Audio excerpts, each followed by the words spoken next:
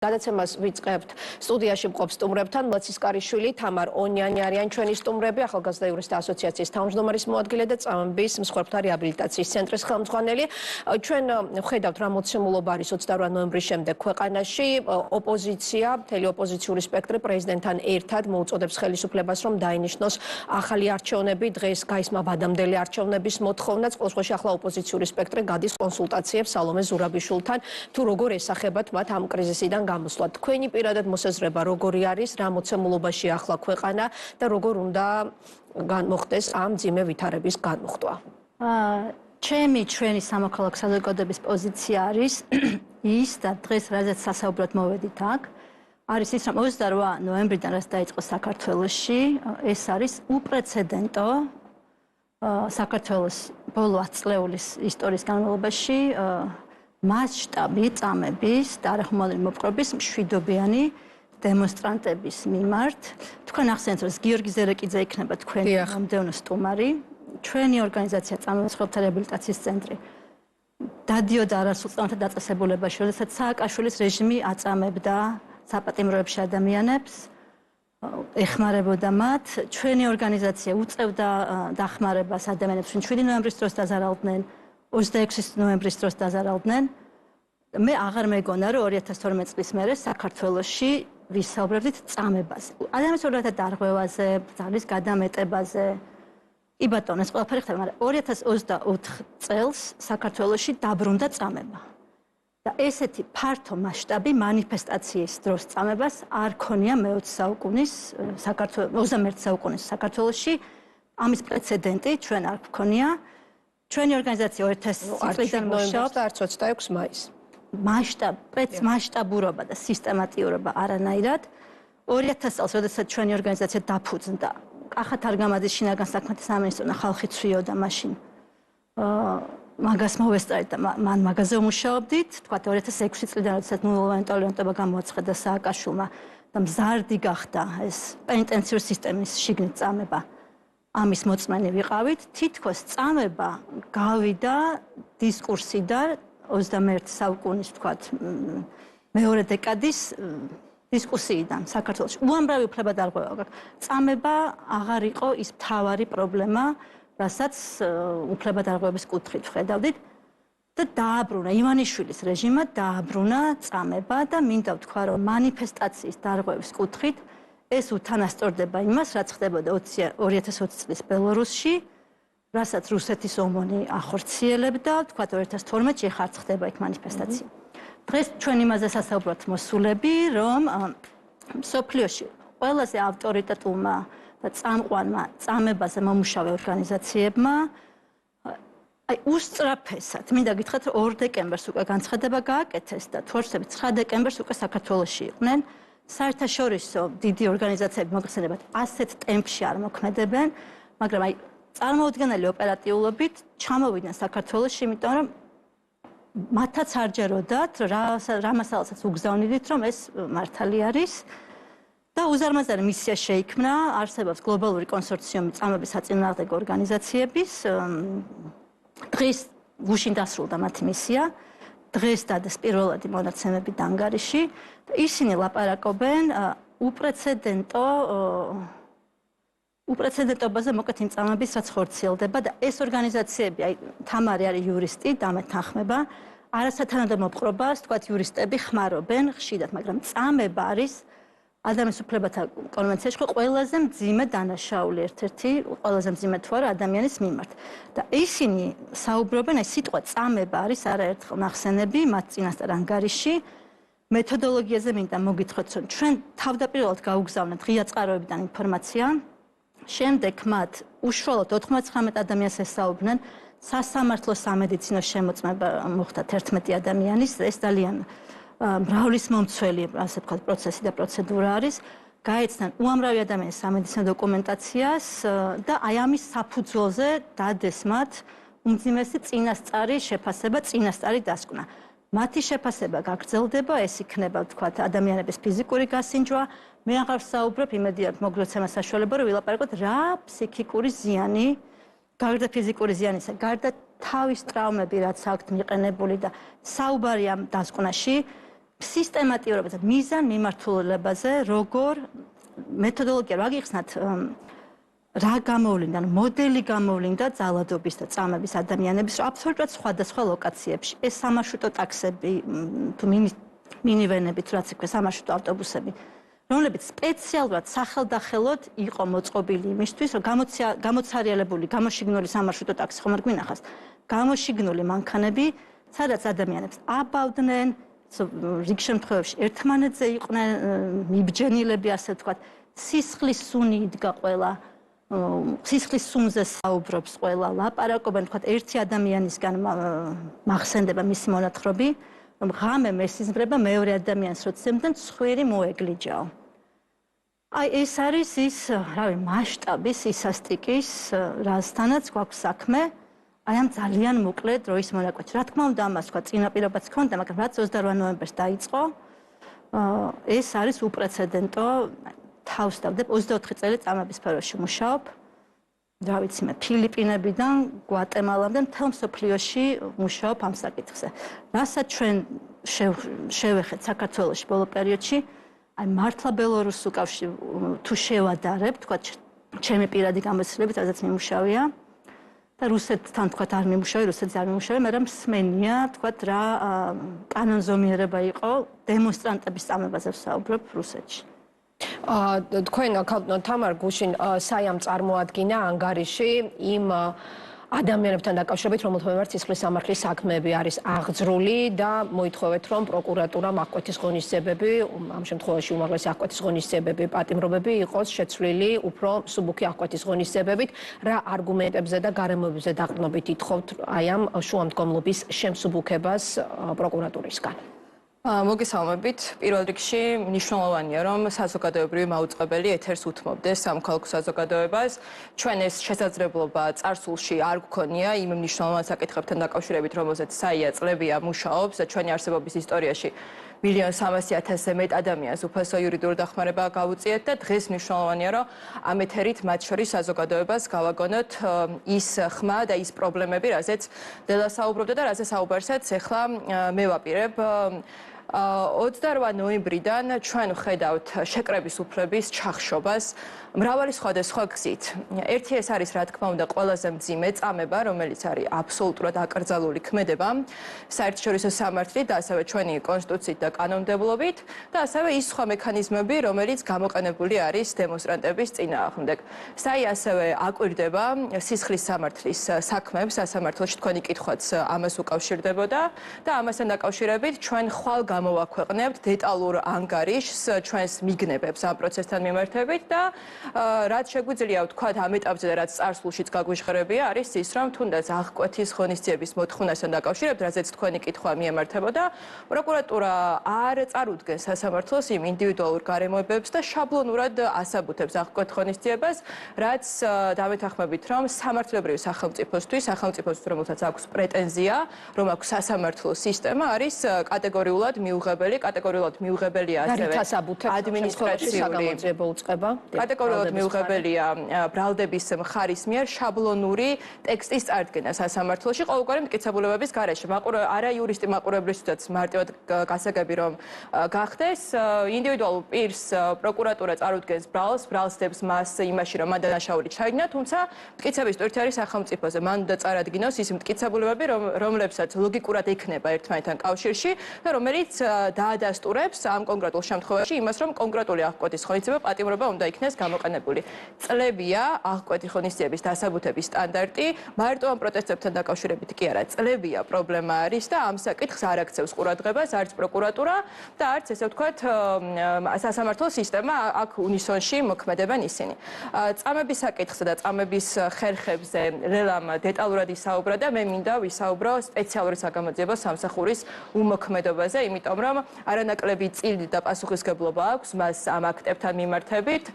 შინაგან საქმეთა სამინისტროს წარმომადგენლები ამ ორგანიზებულ დანაშაულს რუსთაველის გამზირზე და მიმდებარე ტერიტორიაზე ჩადიოდნენ 28 ნოემბრიდან მთელი ესე ვთქვათ დღეების განმავლობაში. ამას უყურებდა სპეციალური საგამოძიებო სამსახური, თუმცა ჩვენ დღეს ვერ ვხედავთ საგამოძიებო პროგრესს და ის რომ ჩვენ პროგრესს ვერ ვხედავთ, ხილული არის მათ შორის მათი განცხადებებით და ასევე იმ წარსული პრაქტიკებიდან გამომდინარე, რომელიც ზოგადად სპეციალურ საგამოძიებო სამსახურს ახასიათებს ამ ტიპის საქმეებთან მიმართებით. Human Rights Watch-მა დღეს გამოაქვეყნა ანგარიში წერია, რომ ხელისუფლებამ უნდა შეაჩეროს პოლიციის ძალადობა, პატივისცემს მშვიდობიანი შეკრების და გამოხატვის უფლებებს და ეფექტიანად გამოიძიოს ცემის წამების და სხვა არასათანადო მოპყრობის ყველა ბრალდება. ელოდებით თუ არა, რომ ამ განცხადებას შემდგომ უკვე მოხდება შესაბამისი უწყებების მხრიდან რეაგირება, ორივე თქვენგანთან მექნება ეს შეკითხვა. ეს არა მარტო Human Rights Watch-ის მოწოდება, ეს არის Amnesty International-ის მოწოდება, ეს არის გაეროს სამი მომხსენებლის მოწოდება, ეს არის წამების საერთაშორისო კონსორციუმის მოწოდება, ეს არის ევროპის საბჭოს ადამიანის უფლებათა კომისრის მოწოდება და არ დარჩენილა არავინ საერთაშორისო დონეზე, რომლის წინაშეც საქართველოს, როგორც საერთაშორისო ხელშეკრულების ხელშემკრალი მხარე ანგარიშვალდებულია, რომელსაც ეს მოწოდება არ გაეკეთებინა. და ეს არის სხვათა შორის ასევე ადამიანის უფლებათა ევროპული სასამართლო, რომელმაც იგივე 2019 წლის 20 ივნის აქციის დაშლის ოპერაციასთან დაკავშირებით სახელმწიფოს პირდაპირ დაუდგინა არაეფექტიანი გამოძიების წარმოება. და ის რომ სპეციალური საგამოძიებო სამსახური გამოძიებას არაეფექტიანად აწარმოებს, მას ამისთვის ხელშემშლელი ფაქტორი მარტო ის კი არ არის, რომ მაგალითად საიდენტიფიკაციო ნომრებით არ არიან აღჭურვილი შინაგან საქმეთა სამინისტროს წარმომადგენლები, მას შესაძაც ეს ვალდებულება შინაგან საქმეთა სამინისტროსი უკვე სტრასბურგის სასამართლოს მიერ მისთვის დაკისრებული.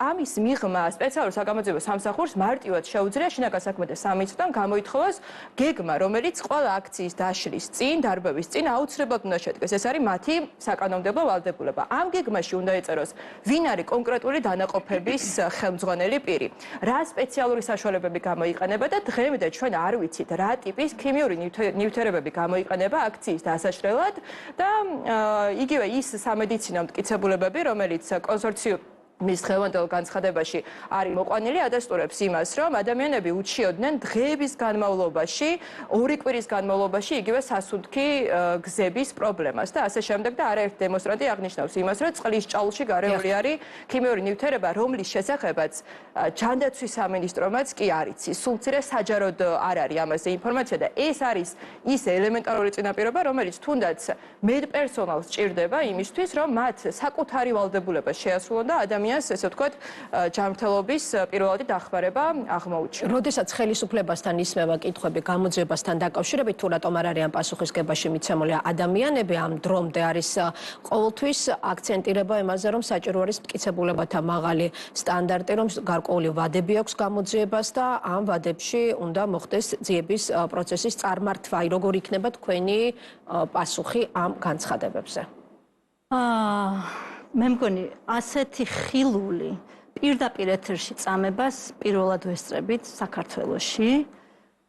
უამრავი ღია წყაროა, უამრავი ვიდეო გვაქვს, როდესაც სახსალამად ადამიანს, თქვათ, დემონსტრაციის დროს შეყავთ კორიდორში და მე ვხედავთ აბსოლუტურად უსახლოს, ხო, სახე აღარ აქვს ადამიანს, ისეთი დასიება აქვს.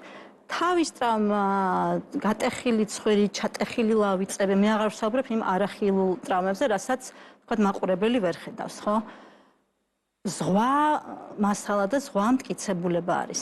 დღევანდელი დასკვნა, რაც გამოქვეყნდა, ხო, გვაძლევს უმაღლეს სტანდარტს სასამართლო სამედიცინო ექსპერტიზის, რომელიც პირდაპირ წერია ამ დასკვნაში, რომელიც მიგვითითებს, რომ გარკვეული ტიპის აკავშირებს რა ტიპის ჭრილობა, ვთქვათ, ან ჩალურჯება, რა ტიპის დანადგართან შეიძლება იყოს კავშირი. პირდაპირ წერია ამ დასკვნაში, რომ ტყავის თუ პლასმასის ხელთათმანებით, რომელზეც შესაძლოა კასტეტიც იყო, რაც ეგრეთ წოდებულ რობოკოპებს აქვთ ხოლმე, არის მიყენებული დაზიანება.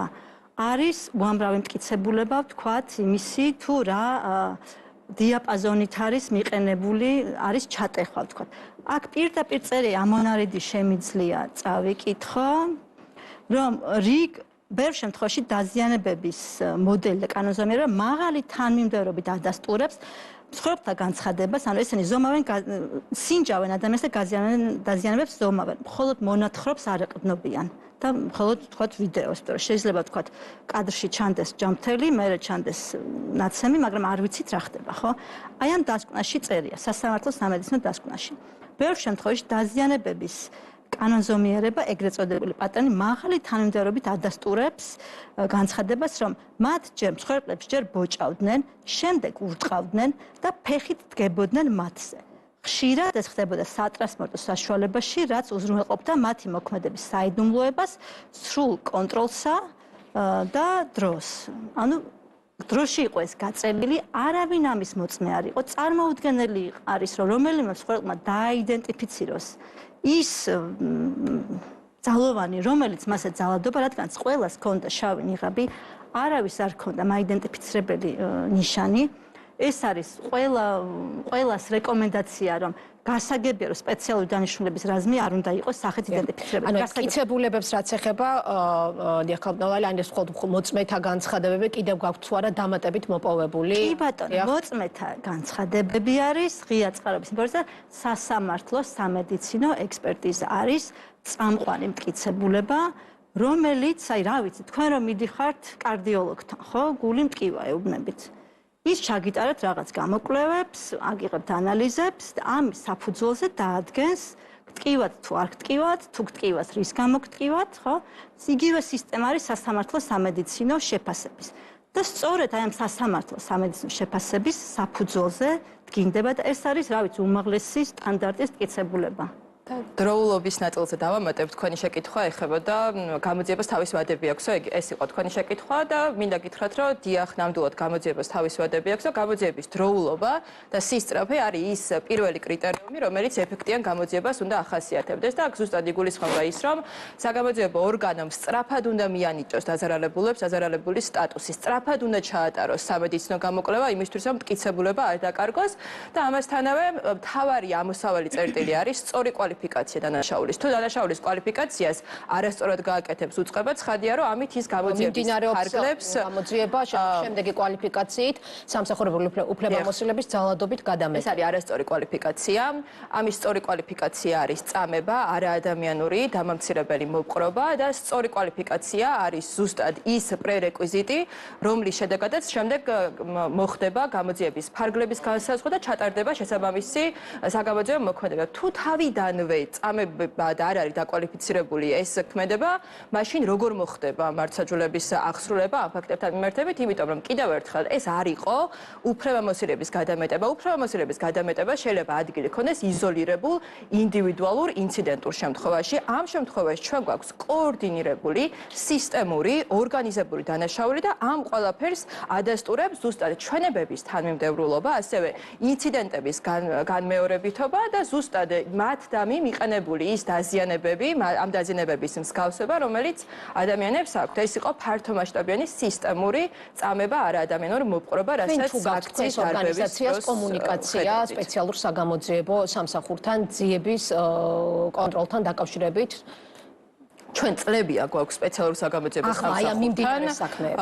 მათ შორის აპრილი-მაისის საქმეებთან დაკავშირებით გვაქვს კომუნიკაცია სპეციალურ საგამოძიებო სამსახურთან. ჩვენი იურისტები ეცნობიან საქმის მასალებს, ჩვენ მათ შორის წერილობითადაც ვითხოვთ მათგან პასუხებს და რასაც ხედავთ არის ის, რომ სპეციალური საგამოძიებო სამსახური საგამოძიებო მოქმედებები არ არის მიზანსწრაფული იმისკენ, რომ კონკრეტული პირების ბრალეულობა დაადგინოს. ძალიან მარტივ მაგალითს ვიტყვი, აპრილი-მაისის აქციების დროს ალბათ ყველას ემახსოვრება იყო ასევე კადრები, როდესაც პოლიციელი, რომელსაც არანაირი სახის დამფარავი ნიღაბი არ ეკეთა, ძალადობდა პირზე. არაერთი კადრი იყო ასეთი. დღემდე ჩვენ არ გვინახავს არც ერთი პოლიციელი, არათუ მის დამი ბრალი წარდგენილი, არამედ სულ მცირე, როგორც ამას ადამიანის უფლებათა სტანდარტი ითხოვს, არც ერთი პოლიციელი არ გვინახავს, რომელსაც დროებით თუნდაც შეუჩერდა უფლებამოსილების განხორციელება. ეს არის სტანდარტი, რომლის ფარგლებშიც თუ კი არსებობს დასაბუთებული ვარაუდი, რომ სამართალდამცავმა ჩაიდინა დანაშაული და ეს დანაშაული არის არასწორად მოპყრობა, მას უნდა შეუჩერდეს უფლებამოსილება. არათუ ბრალი წარდგენილი, ჩვენ ესეც კი არ გვინახავს და რა თქმა უნდა ეს განგრძობადი უმოქმედობა და განგრძობადი არაეფექტიანი გამოძიება, რასთან დაკავშირებითაც კიდევ ერთხელ ასევე არსებობს ევროპული სასამართლოს გადაწყვეტილება 20 ივნისის აქციის დარბევასთან მიმართებით, რომელიც ცხადად მიუთითებს, როგორ იძიებს ასეთ საქმეებს საგამოძიებო უწყება. ეს ყველაფერი ერთიანობაში ცხადად აჩენს იმ განცდას, რომ სახელმწიფოში არც ერთი ინსტიტუტი არ არის მზად აიღოს ვალდებულება საკუთარ თავზე, რომ აღასრულოს მართლმსაჯულება.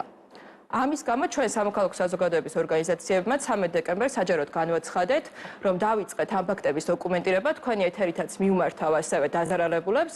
ყველა მათგანს შეუძლია რომ უგმართოს, ჩვენ ამისთვის სპეციალური ფორმაც აქვს, რომელიც მარტივად შეგიძლიათ საიას გვერდზე ასევე იპოვოთ, ან მეილის საშუალებით, რომელიც არის evidence.gov.gr, მოგვაწოდოთ ინფორმაცია, თუ კი გახდით პოლიციის მხრიდან ძალადობის მსხვერპლი 28 ნოემბრიდან დღემდე, ან დაზარალდით ასევე აქტიური სპეციალური საშუალებებით წიწაკის სპრეის, წყლის ჭავრის თუ ასე შემდეგ გამოყენების. ბოლო შეკითხვა მექნება, როგორ შეაფასებდით იმ მოქალაქეების სასამართლო განხილვებს, რომლებიც ადმინისტრაციული სამართალდარღვევებით დააკავეს, რამდენი, მათი ნაწილი უკვე გათავისუფლებული არის, ჯერ ისევ მიმდინარეობს სასამართლო პროცესები.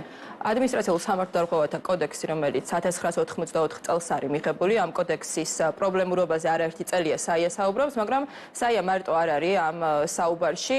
იგივე გაერო, მაგალითად, სთხოვს სახელმწიფოს 2022 წლის სექტემბერში, ჯერ კიდე სექტემბერში მოუწოდა მან, რომ სასწრაფოდ გაატაროს ამ კოდექსის რეფორმა. ამ სთხოვს ასევე ევროპული სასამართლო, ხო? ამ კოდექსის პრობლემურობას საერთაშორისო დონეზეც ის საერთაშორისო ორგანიზაციები, რომელიც ამ კუთხით მუშაობენ, ნაცვლად ხედავენ. შესაბამისად, სასამართლო პროცესები და ზოგადად ადმინისტრაციული სამართალდარღვევათა წარმოება არის ერთ-ერთი იარაღი საპროტესტო მუხტის ჩახშობის და აქციის დარბევა არ ხდება არა მარტო ესე ვთქვათ აქტიური საპოლიციო ძალის გამოყენებით, არამედ ასევე ხდება აქტივისტების დაკავებით და ამ დაკავებას ჩვენ უწოდებთ უკანონო დაკავებას. უკანონო დაკავებას უწოდებს ასევე ამას ევროპის საბჭოს ადამიანის უფლებათა კომისარი, რომელმაც 4 დეკემბერს ასევე სახელმწიფოს მოუწოდა, რომ გაათავისუფლოს ეს პირები, იმიტომ რომ ეს არის სასამართლოს ხდომები, რომელიც მიმდინარეობს 10 წუთის, 15 წუთის განმავლობაში, რა დროსაც მოსამართლისთვის შეიძლება სრულებით საკმარისი აღმოჩნდეს ორი პოლიციის ჩვენება, რომელიც გამყარებული არ არის სხვა ნეიტრალური ობიექტური მტკიცებულებით და ამის შედეგად პირი შეიძლება გაუშვან ციხეში დღეების განმავლობაში ან დააკისრონ ქართული სოციალური რეალობისთვის ძალიან მაღალი ოდენობის ჯარიმა. ამიტომ ფასი, რომელსაც ჩვეულებრივი მოქალაქე აქციაზე დგომისთვის იხდის, ან გადის მის ჯანმრთელობაზე, მის ესე ვთქვათ სიცოცხლეზეც მათ შორის შეიძლება გადიოდეს და ასევე რა თქმა უნდა დიდ ფინანსებზე, რომელსაც შემდეგ სასამართლო მას ესე ხელახებით ავტომატურად აკისრებს. უნდა დავამატო ერთი რამე, ძალიან დიდი ბოდიში, ძალიან მნიშვნელოვანი რამე მინდა დავამატო. იმიტომ რომ თქვენს ეთერში საზოგადოებრივი მაუწყებლის კონკრეტულად თქვენთან არის გააჟღერებულა ორმხრივი ძალადობის შესახებ. და ძალიან მნიშვნელოვანია, რომ თქვენმა მაყურებელმა და ყველამ ერთად გავაცნობიეროთ განსხვავება ორმხრივ ძალადობასა და თქვათ წამებასა და არა ადამიანურ მოპყრობას შორის. ხო, თქვათ ძალადობა ორმხრივ იქნება ჩვენ სამარო ვიჩხუბოთ. როდესაც ადამიანს გაათრევენ კორდონის მიღმა, რომელთაც მას აქვს ხელები უკან შებოჭილი. როდესაც თითოეული ადამიანი გვეუბნება, რომ მას ეშინოდათ სიკვდილის შიში ქონდათ, ბოლო წამებს მოვიცვლი. ადამიანები იყვნენ, ვისაც უნებლიე შარდვა ქონდათ შიშისგან. სიკვდილის პირას იყვნენ ადამიანები, შეიძლება რეალურად არ იყვნენ სიკვდილის ხარჯზე, მაგრამ მათი სუბიექტური აღქმა ეს იყო. ყოველგვარი საუბარი ორმხრივ ძალადობაზე არის გამორიცხული. ორმხრივი ძალადობა არის, როდესაც არის ჩხუბი. აქ იყო წამება და არასათანადო მოპყრობა მშვიდობიანი დემონსტრანტების მიერ. განსხვავება არის ჩხუბის, რა ვიცი მე, დებოში, ჯანყს შორის და მას შორის, როდესაც ერთ მოქალაქეს მიათრევს ნიღბიანი რამდენიმე ადამიანი, ბევრი ადამიანი და უსასტიკესად უსწორდება. ეს არ არის ორმხრივი ძალადობა. ეს არის წამება და არაჰუმანური მოპყრობა, როდესაც ამას ჩადის სახელმწიფო. მადლობა ლელა ცისკარიშვილი, საქართველოს წამების მსხვერპლთა რეაბილიტაციის ცენტრის ხელმძღვანელი ფსიქოლოგი, თამარ ონიანი, ახალგაზრდა იურისტთა ასოციაციის თავმჯდომარის მოადგილე, ადამიანის უფლებათა პროგრამის ხელმძღვანელი იყვნენ ჩვენი სტუმრები.